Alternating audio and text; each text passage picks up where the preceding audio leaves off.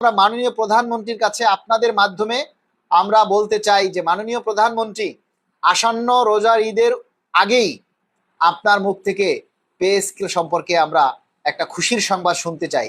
আপনি না হয় 6 মাস পর থেকে বাস্তবায়ন করেন, আপনি একবারে না পারলে 2বারে বাস্তবায়ন করেন, তবু আমাদেরকে খুশির সংবাদটা দিন। অন্তত আমরা একটু তৃপ্তি পাই, আমাদের আত্মাটাকে একটু শান্তি করি। আমাদের সরকারি ছোট ছোট কর্মচারী, নিম্ন গ্রেডভুক্ত বেতনভুক্ত কর্মচারী যারা আছে, তারা যেন সবাই একটু স্বস্তিতে এই ঈদ উদযাপন করতে পারে। আমরা যাতে একটু ভালো একটা খবর পাই। এই যে সামনে 12 তারিখ যে বাজেট, যে সংসদ অধিবেশন শুরু হচ্ছে, দীর্ঘকাল পর এই সংসদ আবার প্রাণবন্ত হয়ে উঠবে। মহান সংসদে যেন আমাদের পে স্কেলের দাবি নিয়ে সবাই কথা বলেন। এই 12 তারিখে যাতে মহান সংসদে সবাই যাতে আমাদের পে স্কেলের দাবির কথাগুলি তুলে ধরেন, এটা আমরা সকলের কাছে অনুরোধ জানাচ্ছি। আপনারা সবাই এই দাবিগুলি বেশি বেশি করে তুলে ধরবেন, প্রচার করবেন, যাতে আমাদের দাবির কথাগুলি সবার নজরে আসে।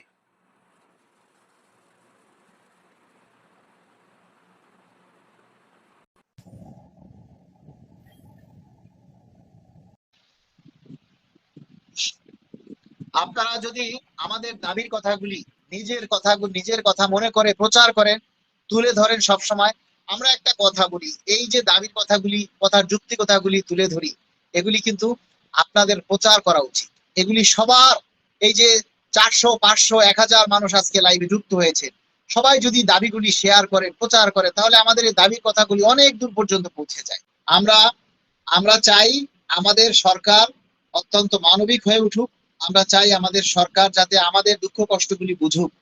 আমাদের সরকার যদি সরকারি কর্মচারীদেরকে না বুঝে, আচ্ছা, একটা মানুষের শরীরের যেমন রক্ত আছে, একটা মানুষের চলতে গেলে শরীরে যেমন রক্ত থাকে, রক্ত না থাকলে যেমন শরীরে রক্ত শূন্যতা দেখা দেয়, শরীর অকেজ হয়ে যায়, শরীরে নানা রোগ ব্যাধি দেখা দেয়, তেমনি একটা সরকারের রক্ত হচ্ছে সরকারি কর্মচারী। সরকার আছে কিন্তু সরকারি কর্মচারী নাই, তাহলে কিন্তু সরকার প্রাণবন্ত থাকতে পারবে না। একটা সরকার তখনই প্রাণবন্ত হয়ে উঠবে যখন তার সরকারি কর্মচারীরা ভালো থাকবে, সরকারি কর্মচারীরা ভালোভাবে জীবনযাপন করবে নির্ভয়ে, এবং এবং কি বলে, অভাব মুক্ত হয়ে যখন অফিস করবে, তখন তাদের কাজে মনোযোগ বাড়বে, তখন তারা দেশের উন্নয়নের জন্য নিঃস্বার্থভাবে কাজ করতে পারবে। কিন্তু এই যে আমরা সরকারের ব্লাড বলি কর্মচারীদেরকে, তাহলে সেই কর্মচারীরা যদি ভালো না থাকে, তাহলে তো সরকার নানা রোগাক্রান্ত হয়ে পড়বে, সরকার নানা রোগে ভুগবে, তাই না? সরকারের রক্ত, সরকারের ব্লাড হচ্ছে কর্মচারীরা। সেই কর্মচারীরা যদি ভালো না থাকে, তাহলে সরকার ভালো থাকবে? আপনারা বলেন। তাহলে কর্মচারীদের কথা সরকারের ভাবতে হবে না? সরকারের যে প্রধান, তার তো ক্ষমতায় গ্রহণ করার পরই তিনি যেভাবে নানা পরিকল্পনা করতেছেন, সাধারণ মানুষের কথা আপনি চিন্তা করতেছেন, ওই সরকারি কর্মচারীদের কথা তো আপনি একবারও বললেন না। আপনার মুখ থেকে তো সরকারি কর্মচারীদের বিষয়ে আমাদের নিয়ে কিছু বলা উচিত ছিল। আপনি আমাদেরকে অন্তত আশ্বস্ত করতেন যে আমি নির্বাচনের আগে কথা দিয়েছি পে স্কেল বাস্তবায়ন হবে, আমি এখন ক্ষমতা গ্রহণ করেছি, নিশ্চয়ই আমরা পে স্কেল বাস্তবায়ন করব, একটু সময় দিন বা আশায় বিষয়, তাহলে তো আমরা একটু নিশ্চিন্ত হতাম। আমরা আপনার মুখ থেকে এই রোজার ঈদের আগেই পে স্কেলের সম্পর্কে আমরা একটা সুসংবাদ আপনার মুখ থেকে শুনতে চাই। মাননীয় প্রধানমন্ত্রী, আপনার কাছ থেকে আমরা এই পে স্কেলের বিষয়ে একটা সুসংবাদ শুনতে চাই।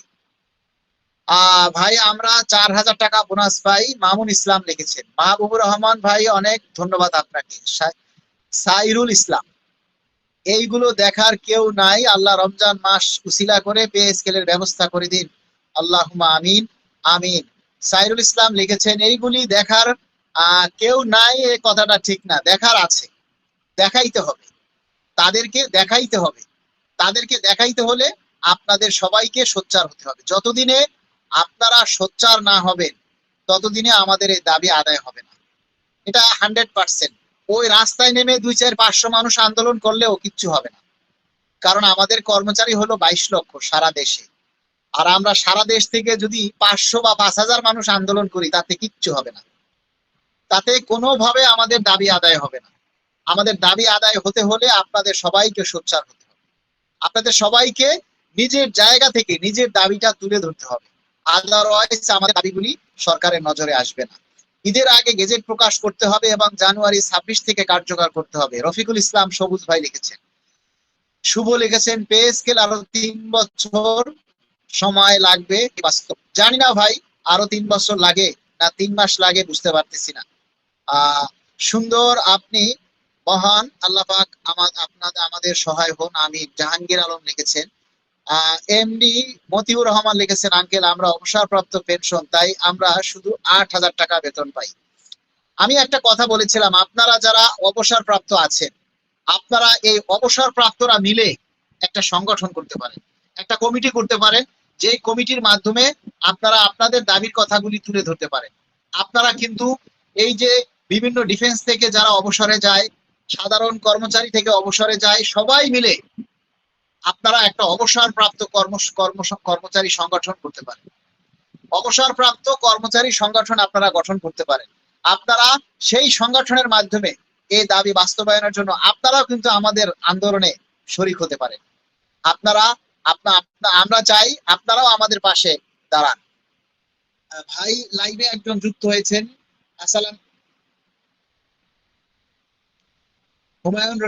হুমায়ুন রশিদ জনস্বাস্থ্য প্রকৌশল অধিদপ্তর থেকে দেখছেন। মনিরা আক্তার লিখেছেন, মালিক ভাই আল্লাহর উপর ভরসা রাখুন, ইনশাআল্লাহ হবে। আমারও কেমন যেন একটু মনে মনে হচ্ছে যে হয়তো ঈদের আগে আমরা ভালো একটা সংবাদ শুনতে পারি, কেননা ভিতরে ভিতরে এই নিয়ে কিন্তু কাজ চলছে, উচ্চ মহলে আলাপ আলোচনা চলছে এবং সচিব পর্যায়েও এর নিয়ে কাজকর্ম কিছুটা চলছে। এমডি ফরহাদ হোসেন লিখেছেন, মালিক ভাই সরকারি চাকরিজীবী নাকি অন্য কোনো পেশায় নিয়োজিত হতে পারবে না, তবে সরকারি ডাক্তারগণ তাদের সরকারি দায়িত্ব পালন করে প্রাইভেট চেম্বার করেন, 1500-2000 টাকা ভিজিট নেন, সে বিষয়ে কিছু বলেন। ডাক্তাররা তো হচ্ছে কি বলবো, তারা তো অফিস করে, আবার অফিসের পরে নিজেরা পার্ট টাইম জব করে, পার্ট টাইম জব না মনে করেন, পার্ট টাইম চেম্বার করে, বিভিন্ন হসপিটালে চাকরি করে, আবার 5 মিনিট একটা রুগী দেখে 5 মিনিট একটা রুগীর সাথে কথা বলে 2000, 2500, 3000 টাকা ফি নিয়ে যায়। অথচ তারা হসপিটালে সরকারি চাকরি করে বেতনও পাচ্ছে, তাদেরকে বেতনও দেওয়া হচ্ছে।